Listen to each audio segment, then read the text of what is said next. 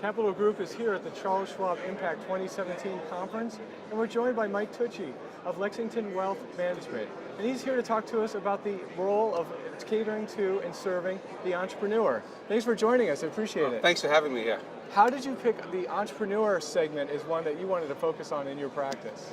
Well, it's funny. I've always fancied myself an entrepreneur. I worked my way through college with a painting and landscaping company and graduated college, paid for 100% of it, and had money in the bank when I got out.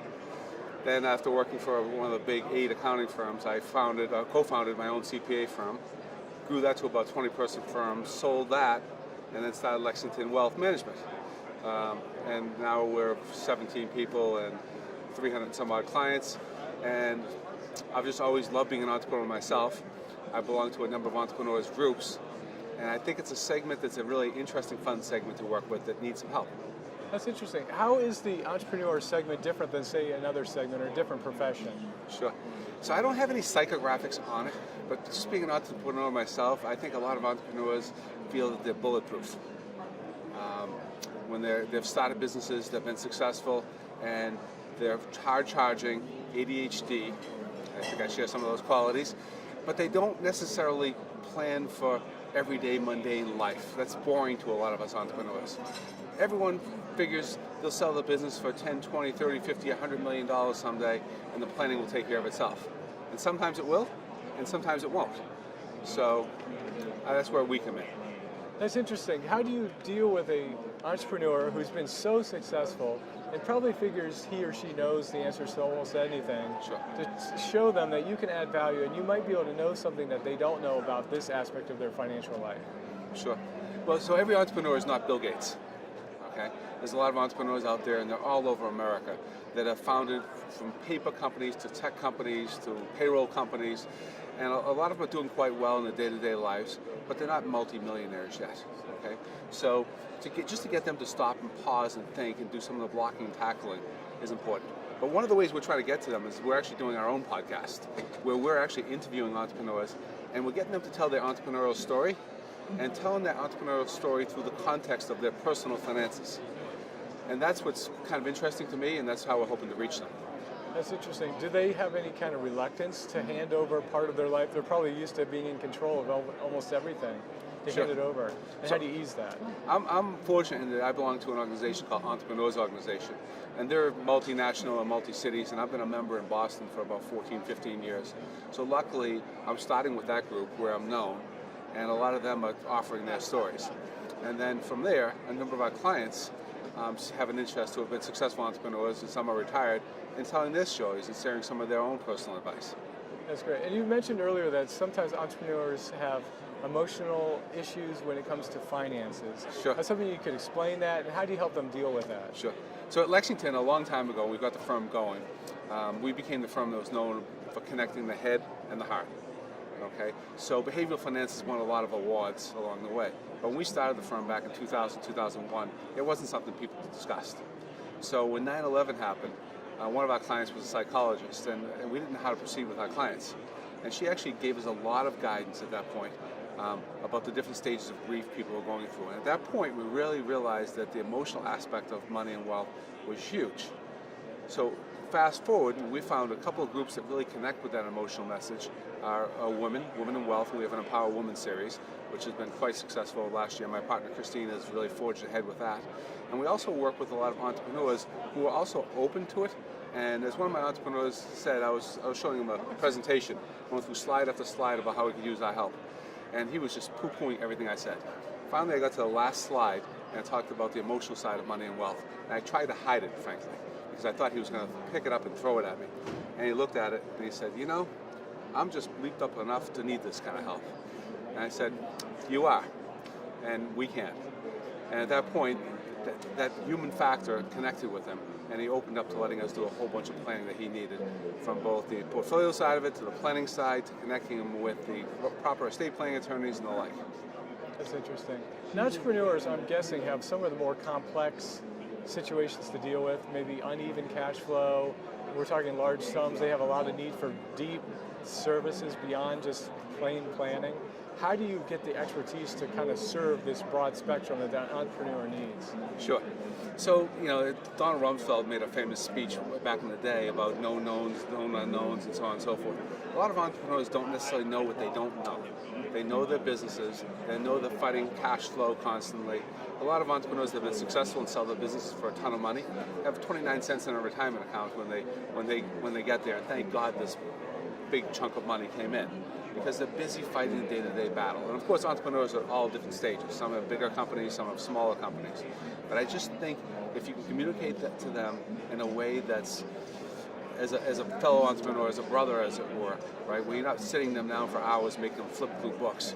You're going in and triaging what they need, right? And then you're doing it and taking the ball and running it with it for them. I think they really appreciate that. That's interesting. You talked a little bit about how to express that you have expertise that they may not have and they need.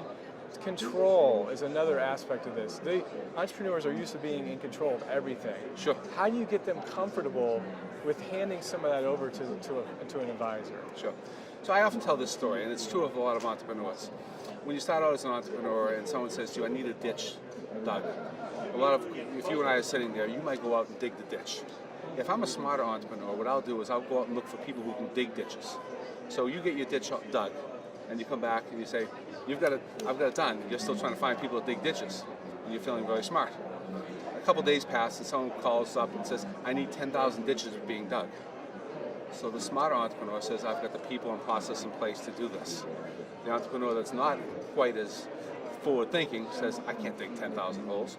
So I think the entrepreneurs who are more forward-thinking realize they know what they can do and they know what they can't do, and they'll try to surround themselves with the right people.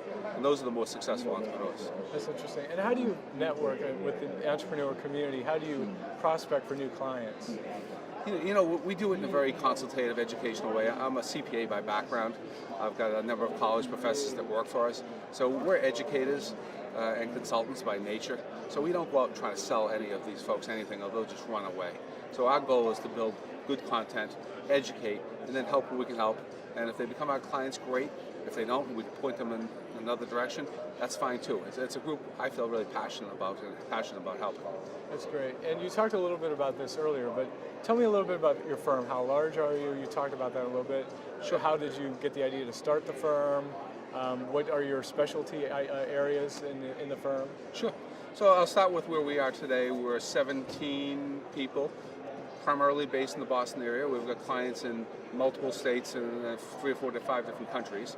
A lot of clients in the Northeast, greater Boston, greater New York, and then wherever they end up moving, in many cases, the usual locations is where most of our clients are from.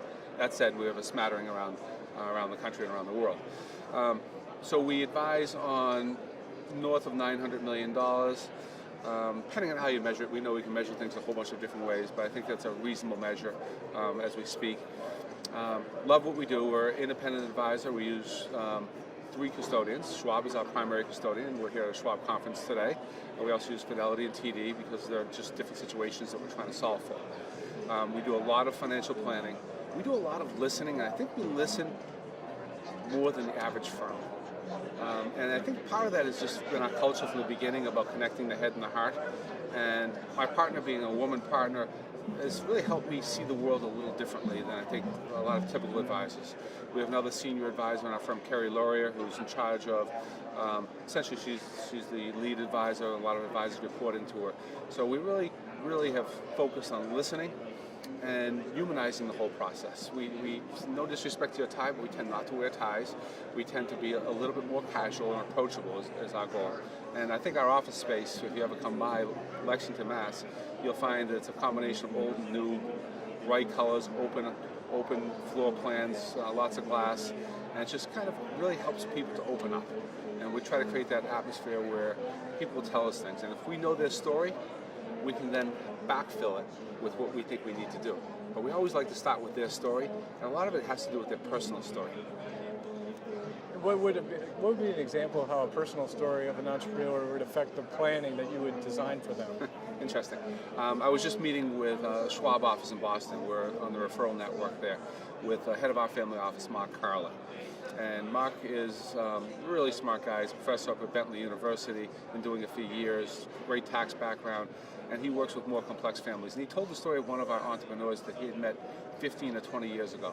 And it started with just some very basic planning when this entrepreneur had almost no money. And then he told the story of how this entrepreneur's life, a company was sold that he was a part of, and then went to the semi-retirement, and the kids were at a certain stage in life and they needed certain things and what he did for them then. And then the kids went off to college and he founded his next company, and the beginning days of that founding of that company, what some of the concerns were and what we did at our end from a planning perspective, and then what we did to set up his kids for a future generation. And now where they're sitting now is we're setting up his kids' kids for that next generation. So it's a story of a client that's been a client with us for 15 or 20 years, and how the planning and the life story has evolved. But if we didn't know what was going on in the entrepreneur's life, and it was just about some portfolio or some portfolio return, we wouldn't have been nearly as effective. So we did all kinds of gifting strategies and generation skipping strategies and the like. So I would think this client is probably aware that what the returns are that we get from him. But I think what's more important is that we get him, we get his wife, we get his children, and we'll get his children's children once that happens. Wow. Is there anything I didn't ask you that I should have, that you were hoping I'd ask you? It's a good question. No, I think in today's world of everyone's trying to differentiate. And I think a lot of the brokers that are out there are trying to look like us as independent advisors. But I think being independent, being a fiduciary, and really looking at the world with wide eyes. And we love what we do. And we call life we believe in the notion of creative destruction, right? Sometimes if it ain't broke, you gotta break it and fix it and step outside of where you're comfortable. And that's what I think brings my entrepreneurial spirit personally into our business, and I think it relates to our clients very well. All right, well, thanks, Mike. That was a great story. Really appreciate you sharing it. Thanks for having me here today. That was Mike Tucci at Lexington Capital Management. This is Matt Krantz at Capital Group at the Schwab Impact 2017 conference.